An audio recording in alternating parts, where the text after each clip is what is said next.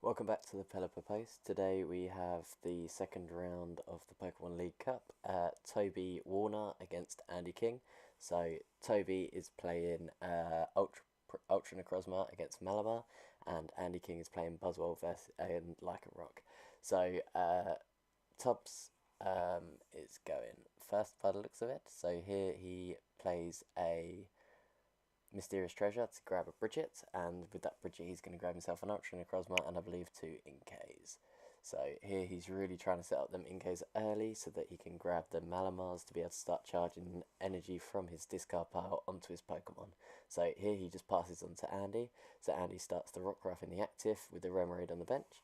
So there Andy has a baby Buzz, which also places down that Bricklet Hill to grab himself another Buzzwole Gx. So hopefully he can start hitting some jet punches early onto this Dawnwings Necrozma and possibly starting to build up some damage onto the Inkays as well. So there I believe he attaches a strong energy, I think that was, onto the Buzzwole, and I believe he's ideally looking at Guzmarin one of the Inkays up so that he's able to then switch into that Buzzwole to then start hitting damage onto the Inkay. So the one big thing with the Ultra Necrozma deck is the fact that the Psychic Energies allow Ultra Necrozma to hit for higher damage. So for each Psychic Energy, it's an extra 80 damage for each Psychic Energy discarded from the attack, which can add up for every single Psychic Energy. So for example, 2 Psychic Energies can add up to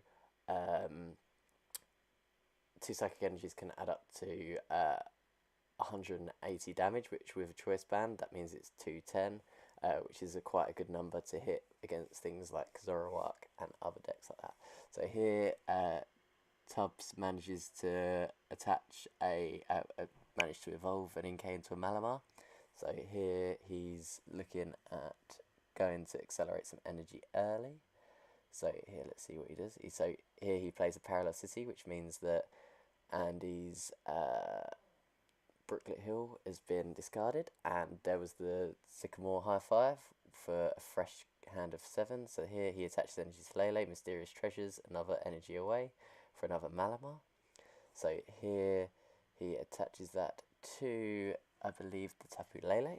So he uses Invasion to grab the Dawnwings Necrozma into the active and then puts into the Lele. So Lele's doing 60 damage to the Buzzle. So Andy draws his card. So here with that Parallel City in play, he's a little bit restricted what he plays down. So here he plays down the Lycanroc GX onto the Rockruff. So let's see what he's going to bring up. So here he's going to bring up a Inkay.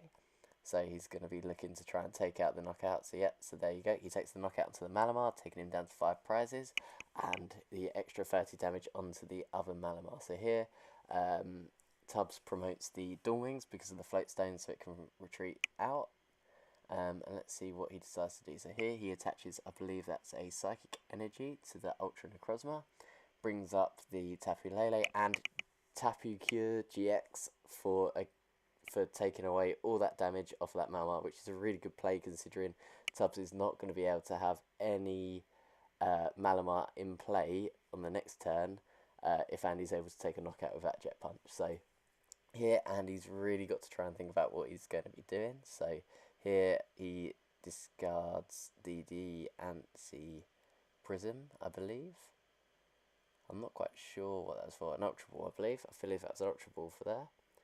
So here he gets down the Octillery onto the Remoraid, so he's able to start powering through his deck. So here the Octillery is very important for Andy, so he can start drawing into things like his Max Elixirs and possible draw supports and Guzmas and stuff like that, so that he's able to actually start affecting the game in a timely manner. So with this Buzzwole deck, it's really important to just start hitting and start smacking as soon as you can, especially when you're playing up against the weakness, because obviously Tubbs is playing the Dawnwings Necrozma, so that can one-shot a Buzz easily, and as well it's got resistance against fighting type Pokemon. So here Andy, I believe, Sycamores, so he's able to draw a fresh hand of 7. And let's see what he's going to be doing. So he hasn't attached an energy yet to any of his Pokemon. So here, I believe he's attaching Choice Band to the Buzzwole. And then he does Jet Punch for 80 and attach does 30 damage onto the Inkay. So here Tubbs is able to draw a card and uses a Ultra Ball to discard what looks like a Field Blower and another Psychic Energy, so that's going to be very important for him to start cracking through and using Psychic Recharge to attach to his bench Pokemon. So here he uses one Psychic Recharge, discards using a Lay to retreat into a Malamar, attaches using Psychic Recharge to the Dawn Wings, and that's a very clever move from Tubbs. So there he's able to discard from retreating manually and then being able to attach it again, and then it's all hunky-dory to be able to get going. So yes, so an energy attachment onto that Lycanroc. So here Andy might be going for a Dangerous Rogue because of the energy attachment to the Lycanroc, and he's able to grab hold of another 6 cards off of that Cynthia. So here he's looking to see what he's got going on. With that extra bench space, obviously he might be able to use his single Tapu Lele in his deck to be able to search for another supporter for the next turn. He might be able to get out another Buzzwole, but because that Dawn Wings is in the active, it may be a little bit difficult to be able to develop a Buzzwole GX in the game. So where Tubbs obviously is down to 4 prizes now, it may be a better thing for Andy to do to start swinging with that baby Buzz so he can start doing damage for the single prize attacker. So here he uses an Ultra Ball to grab himself another Rockruff so that it's another attacker that isn't Psychic Weak.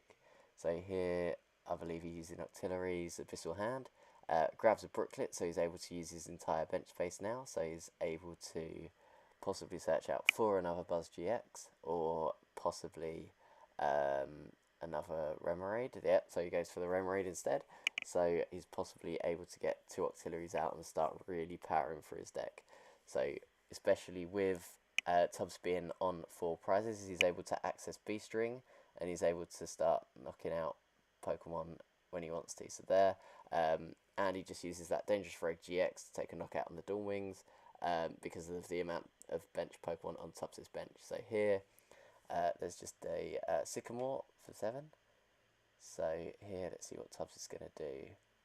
So there he plays down the Oranguru, so he's able to draw more cards. A Choice Band comes down onto the Ultra Necrozma. He's going to Psychic Recharge twice onto that Ultra Necrozma. Attaches a Metal Energy, so he is able to take a knockout onto this Lycanroc if he retreats using the Lele, which he does. And then he's going to be discarding them Psychic Energies, so he's able to knock out that Lycanroc. So there, Tubbs really nullifying Andy's chances of using Beast Ring. The only way that he's able to accelerate any energy now is using a Max Elixir to get any energies onto his bench Pokemon, but then he's got to be able to find a way to retreat as well. So here Andy's having a look at the cards he can play. So at the moment his board state isn't looking great and it allows Tubbs to possibly have an opening into this game. So looking at Andy's body language, it's not looking too great either. So here he's really trying to think about what he can do with his moves. So with possibly a different Rockruff in the active, he might be able to strand this Ultra Necrozma, but instead it looks like he's going to use that strong energy and a Choice Band to possibly so here he in fact uses the Lycanroc to be able to bring up the Ultra Necrozma after the Guzma, allowing him to get some damage onto this Ultra Necrozma, being able to actually attack into Tubbs' Pokemon. So here Andy does get a second Octillery out, which is incredibly strong now for him, so he's able to pile through his deck now, but it's possibly a little bit too much too late, just because of the fact that he's not able to use them Beast Rings, he's not able to use their Max Elixirs. So here he just uses Sledgehammer for I believe 80 damage. Tubbs manages to get himself another Dawn Wings Necrozma onto the bench. So here he attaches, I believe that is a Beast Energy and a Choice Band onto the Dawn Wings, and if he Psychic Recharges onto this Dawn Wings, he's going to be able to take an easy KO against this Buzzwole. So here Tubbs hits a Beast Ring, So now it's Tubbs' turn to be able to accelerate his energy onto his Pokemon in play. So here he's able to attach it to the Ultra Necrozma, he's able to Invasion in, and he takes a knockout on the Buzzwole, leaving him down to 1 price. So here Andy has a really uphill struggle to go. He's going to have to really hit some numbers here because he's got that Ultra Necrozma on the bench, the Dawn Wings Necrozma in the active, and I believe personally, unless if Andy can pull off something miraculous, Tubbs has got this game easily. So he's really played this well, Tubbs, in terms of building up 2 attackers here. And the early game Tapu Cure GX was an incredibly good and smart move to be able to make sure that his Malamars were able to stay in the stay in play and be able to keep charging up his psychic energy. So it's really important now for Andy to start trying to crack through to get some energy in play, possibly get something on the go. So here he's only able to attach a Choice Band and a Fighting Energy to the Lycarnoc, and there he concedes the game.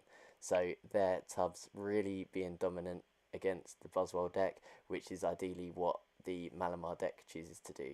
So here, thank you very much for watching, and we will be back after the weekend with some more games.